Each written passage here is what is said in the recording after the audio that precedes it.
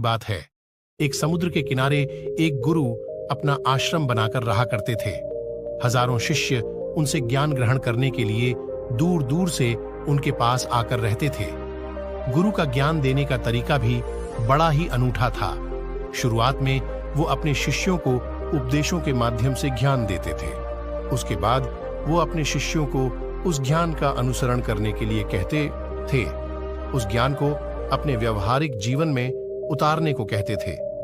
एक बार उस आश्रम में एक सम्राट अपने बेटे को लेकर पहुंचा। उस सम्राट ने उस गुरु से प्रार्थना की कि आप मेरे बेटे को अपने आश्रम में रहने दें और अपने तरीके से उसे ज्ञान दें।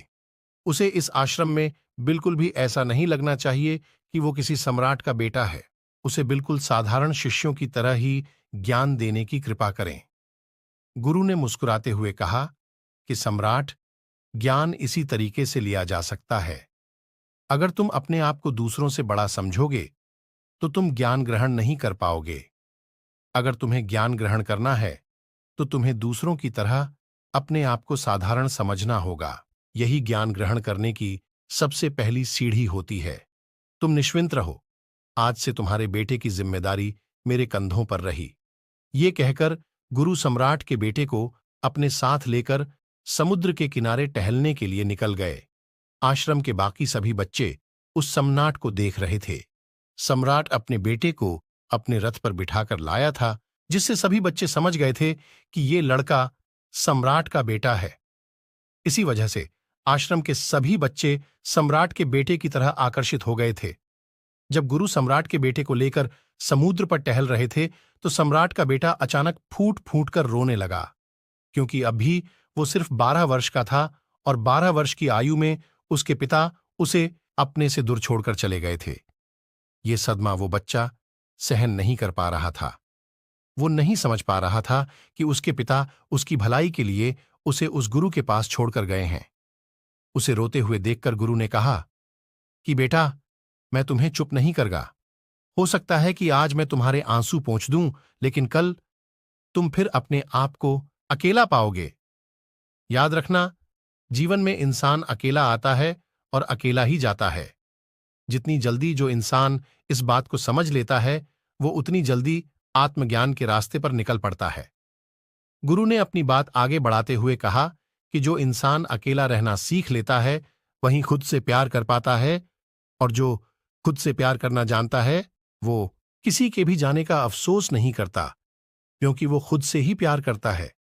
धीरे धीरे तुम आश्रम के माहौल में ढल जाओगे।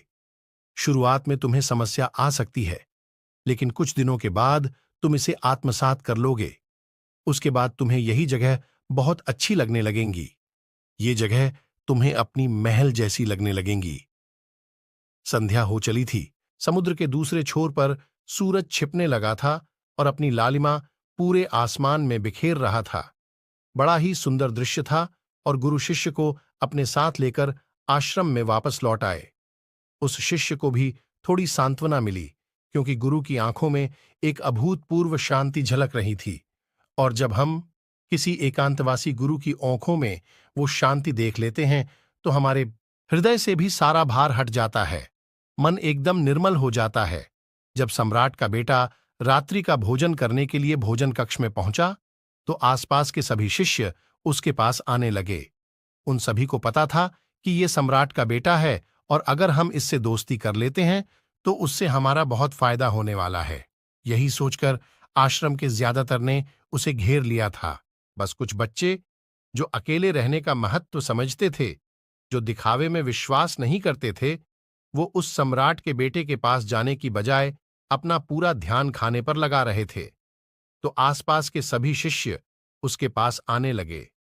उन सभी को पता था कि ये सम्राट का बेटा है और अगर हम इससे दोस्ती कर लेते हैं तो उससे हमारा बहुत फायदा होने वाला है। यही सोचकर आश्रम के ज्यादातर ने उसे घेर लिया था।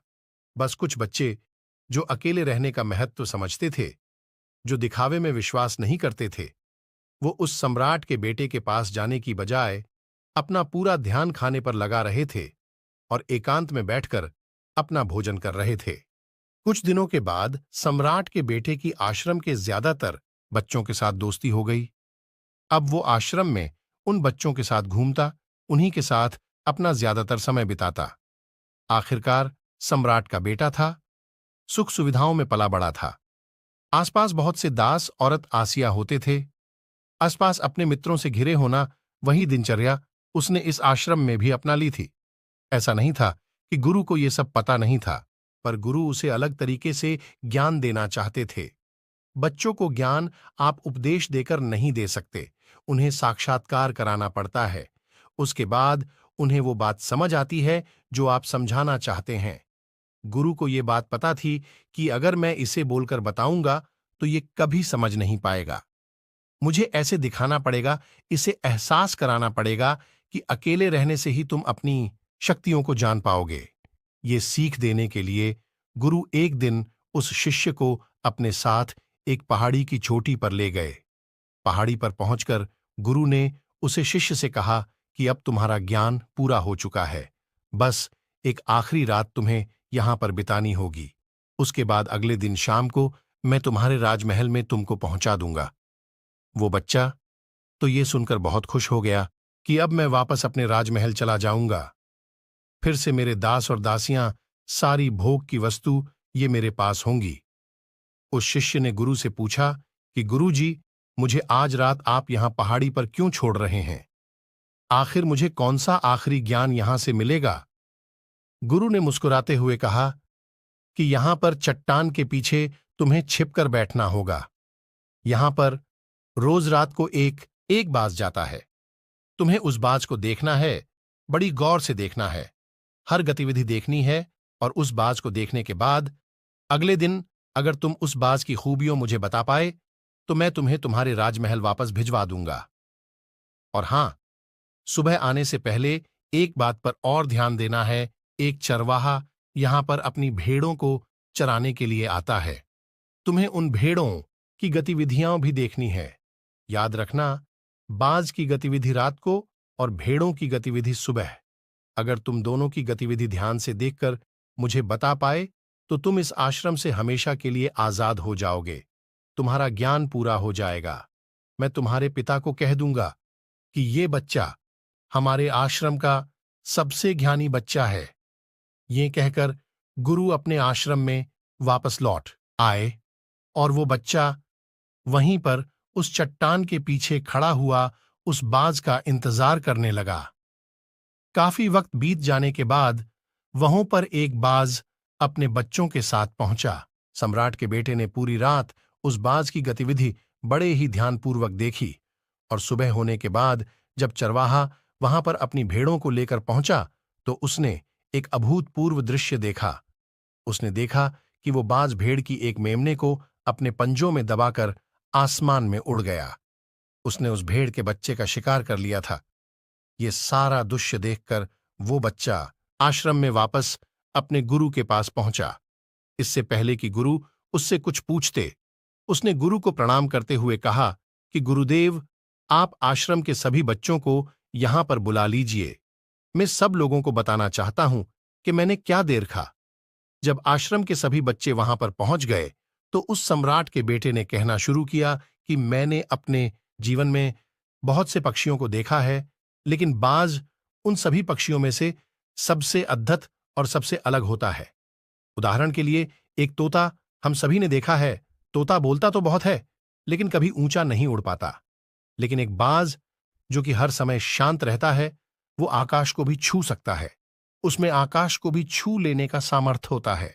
जब भी एक बात अपने शिकार को निश्चित कर लेता है तो वो उसी शिकार पर अपनी नजरें गड़ाए रहता है, चाहे वो कितनी भी ऊंचाई पर क्यों ना हो, चाहे कितना भी बड़ा तूफान क्यों ना जाए, लेकिन उसकी नजर हमेशा अपने लक्ष्य पर स्थिर रहती है। आज सुबह जीस बाज को मैंने देखा।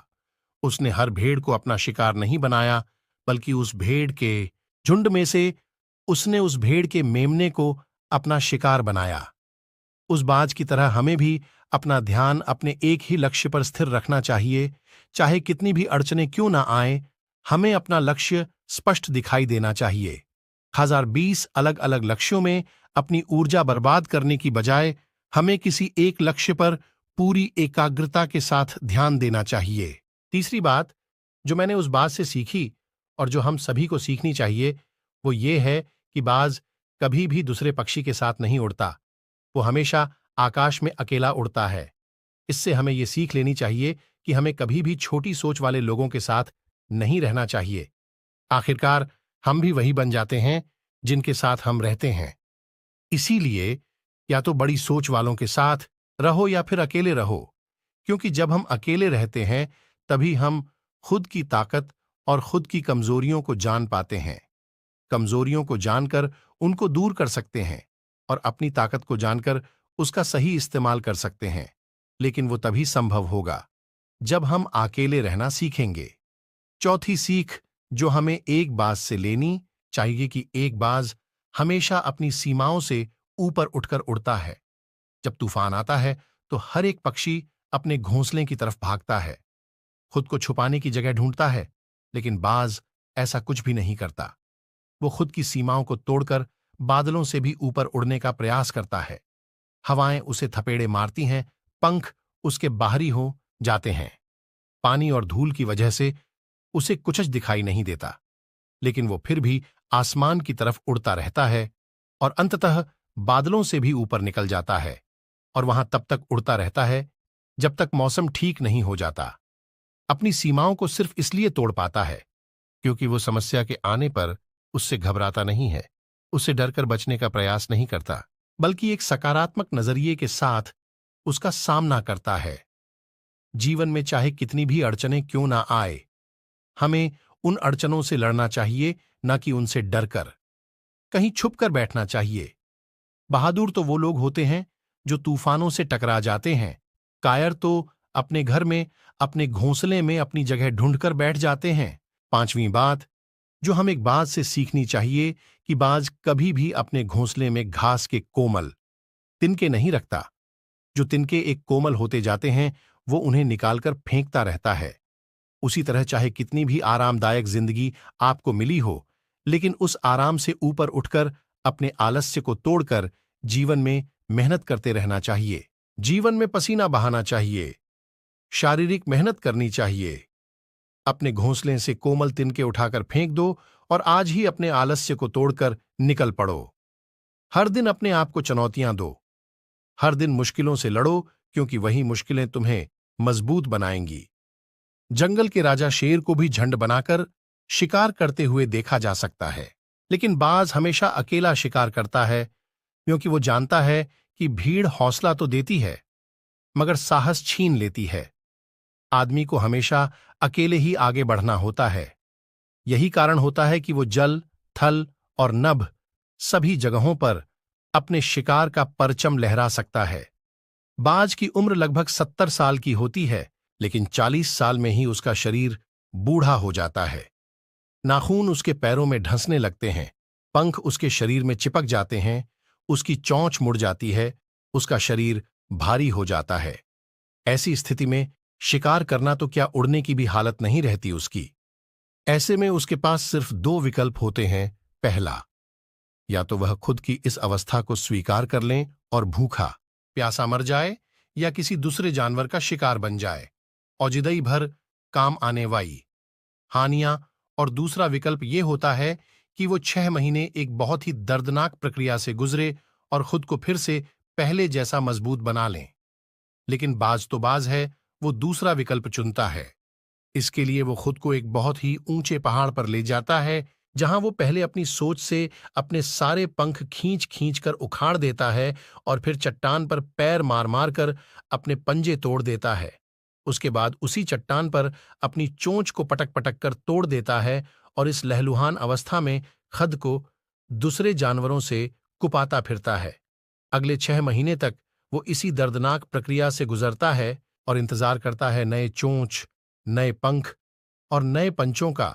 तब फिर वो अपनी नई जिंदगी शुरू करता है और निकल पड़ता है अपने शिकार पर और अगले 30 सालों तक फिर से राज करता है। इसीलिए समय आने पर हमें भी अपनी पुरानी आदतों को छोड़ना पड़ता है और कुछ नया सीखना पड़ता है। समय के साथ बदलना पड़ता है, अपने आप को तैयार करना पड़ता है, वरना हमारा भी शिकार हो सकता है, हम भी पीछे रह सकते हैं। इसके बाद सम्राट के बेटे ने भेड़ों की विशेषता बताते हुए कहा कि भेड़ हमेशा झुंड में चलती हैं। उन्हें झुंड में एक साथ चलने से हिम्मत मिलती है, लेकिन जैसे ही उन पर शिकार होता है वैसे ही वो भीड़ तितर बितर हो जाती है और उस पूरी भीड़ में से एक भी भेड़ अपने साथी की मदद करने के लिए वापस नहीं लौटती। इससे हमें ये सीख मिलती है कि हमारे साथ कितने भी लोग खड़े हों, किसी पर भी यकीन नहीं करना। यकीन करना तो खुद पर करना, क्योंकि बड़ा समय आने पर वो भीड़ कब तितर बितर हो जाएगी आपको पता ही नहीं चलेगा। गुरु को प्रणाम करते हुए सम्राट के बेटे ने अपने गुरु से कहा, वके गुरुदेव, अगर मुझसे कोई सीख रह गई हो तो कृपया करके आप बताने की कृपा करें। गुरु ने सभी बच्चों को संबोधित करते हुए कहा कि ये सभी बातें जो अभी इस बच्चे ने बताई हैं सब सही है, लेकिन ये सारी खूबियों आप लोगों में तभी पैदा हो पाएगी जब आप अकेले रहने का अभ्यास करेंगे। आपने देखा होगा कि बाज कभी भी किसी दूसरे पक्षी के साथ नहीं रहता, ना ही किसी के साथ अपनी जोड़ी बनाता।